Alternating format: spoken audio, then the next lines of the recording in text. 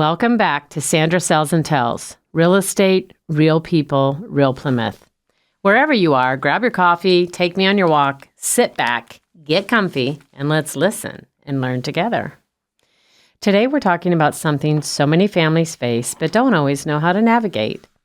I'm joined by Kim DeLeo from a home care agency known as Elder Care.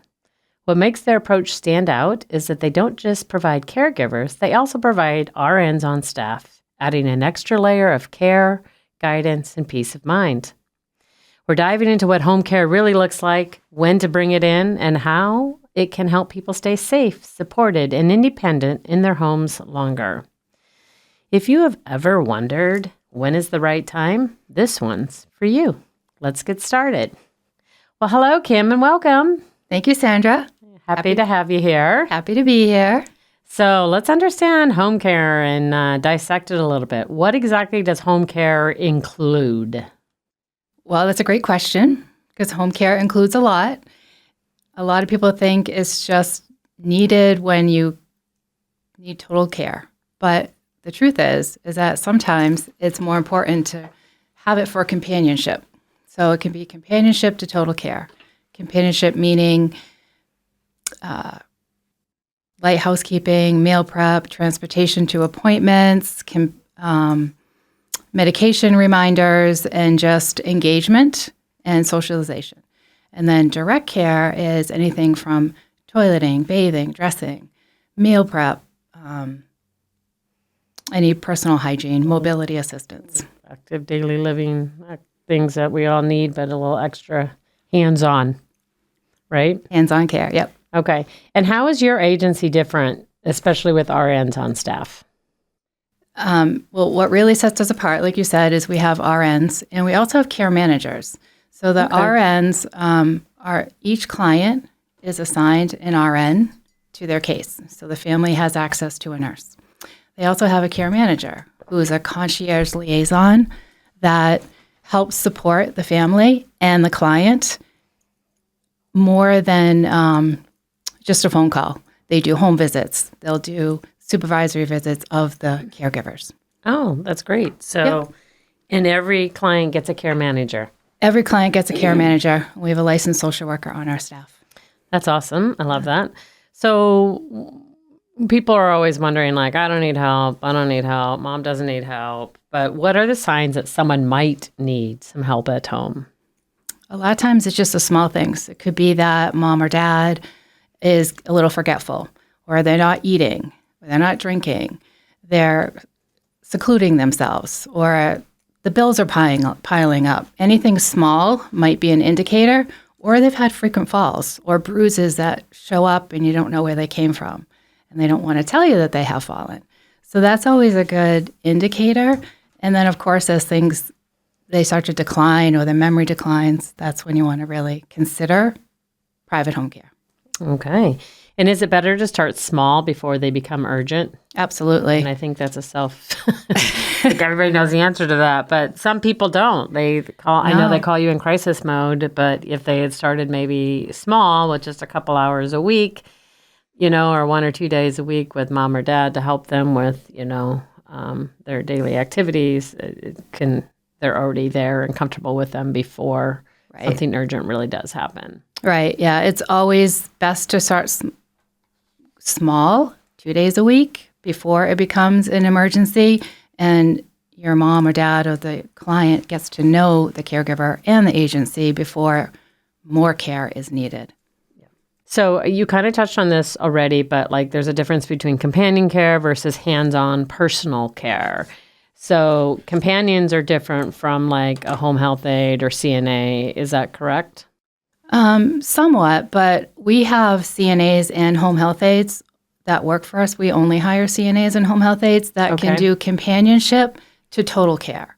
Okay. So depending on where the client is in their needs, they can start with companion and then move into total direct care as maybe their disease process declines. Maybe they have early onset Parkinson's, right? Where they're still independent. They can still do everything for themselves, but getting help in there for that companionship phase where they still feel like they have their independence, but then they're comfortable with the care that they're getting. Very good. Very good. And then do you guys customize the care plan for each client with that care manager? Who does that, the RN or the care manager? Or do they work together? It's a combination. It starts with like myself or anybody that's doing the intake. We get to know the family, the client, what their likes and dislikes are, what their wants and their needs are. Some of our clients don't want our caregivers to clean. When our caregivers go in there, they want to clean. So that's part of that process. And then the nurse will do an assessment and the care manager will do an assessment. And they're always assessing and reassessing. I think our nurses reassess at a minimum every 6 weeks. All right, that's great. And so that kind of touched, I'm going to jump a little bit, that kind of touched on somebody is noticing mom or dad needs a little bit of help at home. Things are just falling behind, whether it's laundry piling up, not eating, things like that. They give you guys a call. And then you're their first contact to go and assess kind of what you just said, like what exactly are the needs and wants that this family expects. Yep. So I'll assess. We'll obviously do it over the phone initially, but anytime we can meet the family in person, that's when we really want to go because we can lay eyes on the family, the home, the setup. We can make recommendations ahead of time. And, maybe they need grab bars. Maybe there's scatter rugs around. Maybe they've been falling and tripping. So, so definitely that's the first step. And then that intake is pretty involved. And then the nurse will go and do the assessment with the care manager. Very good. Very good. All right. So the care manager, the RN work together and oversee the aides. Does every client have that RN or just the ones that are really getting to that need that they need them? So like how involved is that RN in each case or is it case by case? A lot of it's case by case, but there's always an RN assigned. If it is a true companion case where it's really an home health aide is needed, the care manager may do the initial assessment to get it started, and then the RN will do a visit the week after. Okay. So yes, every client does have an RN assigned, regardless of their level of care. So every family has a nurse involved on their case that kind of oversees it? Yes, every family, every client has a nurse that oversees the client and addresses any care needs, any changes, will reassess as needed, and do that as often as they need to have it done. That's great. And who's the communicator between the families? The primary communicator will be the care manager. They really get involved. They'll send the schedule. They'll send updates. They'll communicate with the assisted living if that's where their home is. So they are the primary communicators. The nurse will also communicate if it's a medical need and a medical necessity, but the care manager really plays that strong role. Okay, excellent. So you mentioned something about if home is in the assisted living. So does that mean you guys can help them wherever home may be? Wherever home may be. So might still living, be in their own home, assisted living, their memory care, children's homes. Okay. Sometimes we'll do one-to-one at a hospital if we have somebody that just they're in the hospital, they're on caseload, or they're not on caseload and they need one-to-one, we'll get called in for that occasionally. Okay. So that's good to know. You can go anywhere. And how do you feel home care helps people age in place longer? It's so much better to stay home. Yeah. Everybody wants to live at home for as long as they can and for as long as it's safe to do so and it's affordable. All right. Let's talk about that cost and logistics. How is home care typically paid for? It's paid for privately, but long-term care insurance will supplement. So if you have long-term care insurance, we'll help manage that for you and send in the invoices, the care notes, and what happens with the long-term care is you pay for the care and then long-term care reimburses you for that. And you guys just said that you help with that paperwork because that's always the biggest pain, people that have to fill out all the paperwork for any insurance. Yes. But doing that, so you guys help them with that if they do have long-term care insurance and they utilize that. So that's that or private pay. What about, I've heard about VA aid and attendance benefit. Does that cover home care costs? Yes, it does. And we are a provider for VA, for the VA, so we can take veterans who are able to get that benefit. So VA will pay us directly for those That's awesome. hours. Yep. So when you first go and do the assessment, I imagine that you kind of help families navigate the options or create the plan for like, how are we going to do this? How are we going to pay? Because I know that home care is not inexpensive. Correct. It costs money to keep them safe and keep us safe at home and going and manage. So you guys kind of help put that plan in place for them and see what other options they can. Like, do you have the long-term care? Because I'm Right. Yeah. We ask those questions because sometimes family, they know and sometimes they don't know, especially if it's a child that's calling for a parent. right. They may not know that they have long-term care. So that's the first question. Are they a veteran? Do they receive benefits that they do have to pay privately? The cost of that, the reality of that, that's a real discussion and sometimes a reality check. And occasionally it's outside their budget and maybe creative options might be more appropriate. Maybe adult day health or maybe going to the Council on Aging for a few hours a day will help supplement the respite that the caregiver and the family needs. So we really try to do that. And if private home care is not the most appropriate, cost-effective way to go, there's other programs out there if you're on Mass Health or Medicaid. So we do provide that information too. Oh, that's great. So you don't just go in there like, nope, we're taking you on service, right? You find the best solution and the best option for them at that time. And you're aware you have a little network of what other programs might be available to be able to help them. So that's great because so many people have no idea. You just get the call, crisis mode, and mom needs help, dad needs help. What are we going to do? So that's good. It's very difficult. So how do families handle the resistance of a parent that says, I don't need help? You try to change the language. Try to change it so you're not saying, Mom, you need to bring help in. Mom, how about some support so that you can have a break, especially if mom is the primary caregiver for dad or vice versa, right? It's also a respite for that caregiver who might need that extra support. So it's often twofold. Yeah. So we're helping the client who needs the services, whether it's companionship or direct care. So many times we have clients with progressive neuromuscular diseases and the Parkinson's, Lou Gehrig's, dementia, Alzheimer's, and the husband and wife have been taking care of them 24/7. It's just, let's come in 2 days, 6 hours, see how it works, see how it feels. Give yourself a break. Right. So it's just as important for that caregiver. And often we don't. The loved ones, we want to take care of our loved one. We feel like they only trust us and want to be with us. And it's hard to let go of letting somebody else come in. But I know that giving that type of extra support and that break we all need it. Everybody needs it. Everybody needs it. A lot of it's the fear of losing independence or control. Yes. Or being the caretaker, right? We all like to take care of somebody else, but we have to take care of ourselves first. 100%. So what's your advice for starting that conversation if there is resistance? I would say just rip the Band-Aid off and just say, how can we help you? What would you like? What would you see in bringing in support? What does that look like? Because what it looks like for me might look different for that individual. For example, my mom, my own mom, like what would be helpful for you? Knowing that you need a little extra support so that you can maintain your independence. So sometimes changing the script helps the conversation. That's great. That's great.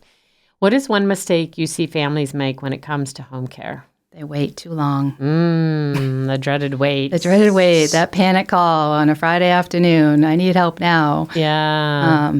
Or just, they just don't know. That you don't know what you don't know. So asking the questions and finding out. How do they find out? So you want people to do this sooner rather than later, right? We don't want that panic call. So how do people find out about you? I would just call, just call and inquire. They can call me directly. All right. So if they were going to call you directly, how does a family reach you? They can call 774-772-4751. Okay, say that again in case they weren't writing it down, please. 774-772-4751. Excellent. And is there a website? What is your company's website? eldercarehc.com. eldercarehc.com. So look it up, see all that they offer. And here's another question. What is your territory? Where do you guys service?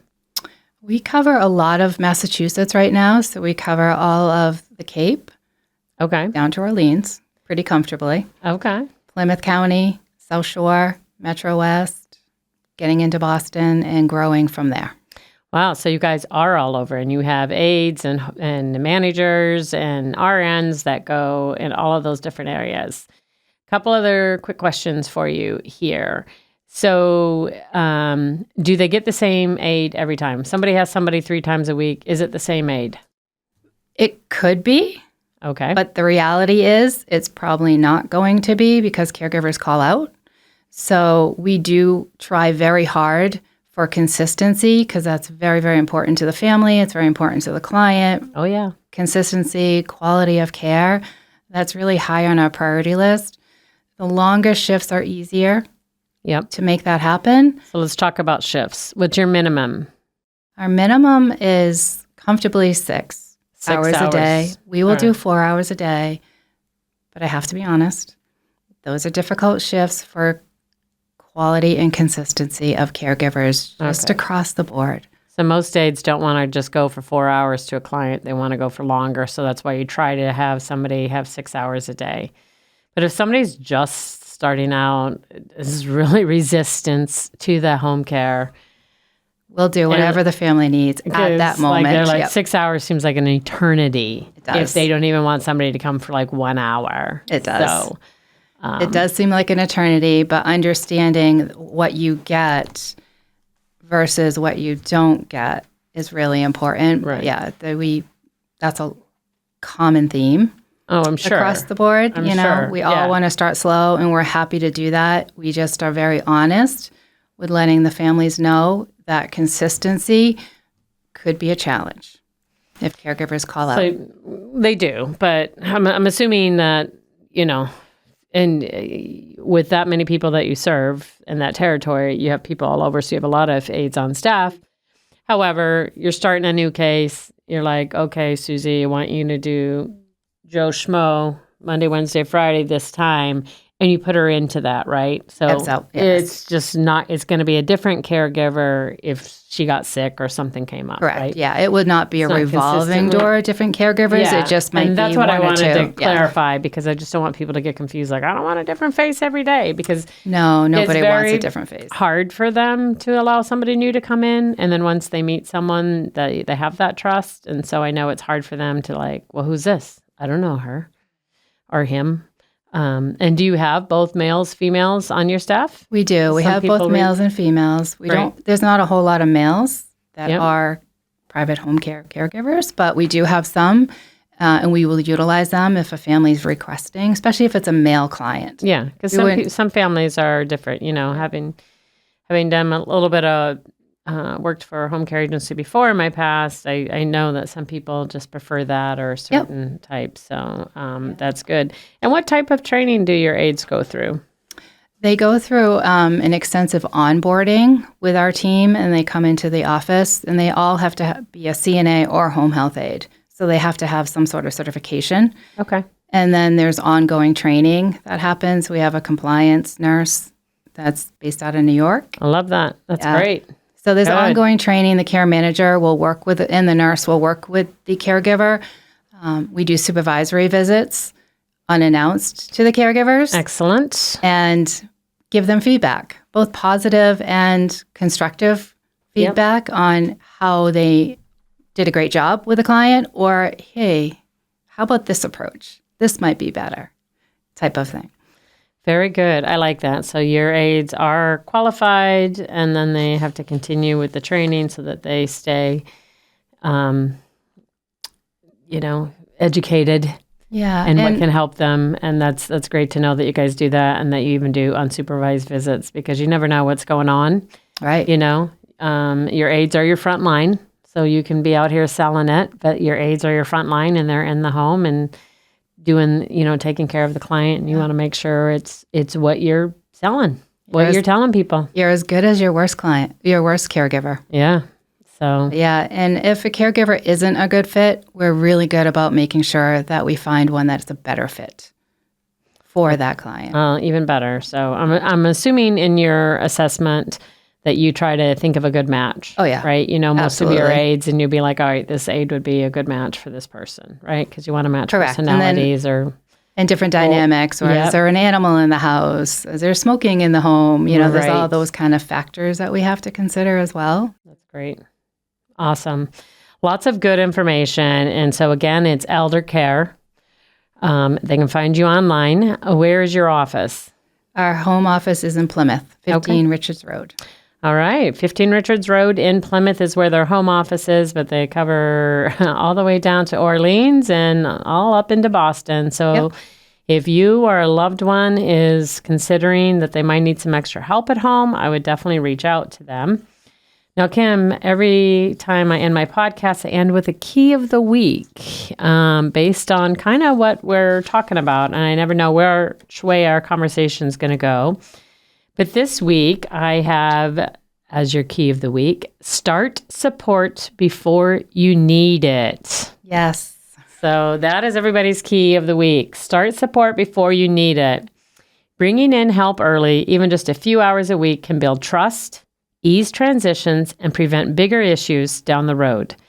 It's not about losing independence. It's about keeping it longer. This has been super helpful, Kim. Thank you for being here and breaking this down in a way that makes it feel a little less overwhelming. If you or someone you love is starting to need a little extra support at home, just know that you have options. You don't have to figure it all out alone. And as always, if housing or real estate plays a role in that next step, I'm here to help you guide you through it. Thanks for tuning in to Sandra Sells Tells. Be sure to like, follow, and share this episode with someone who might need it. I'll see you next time.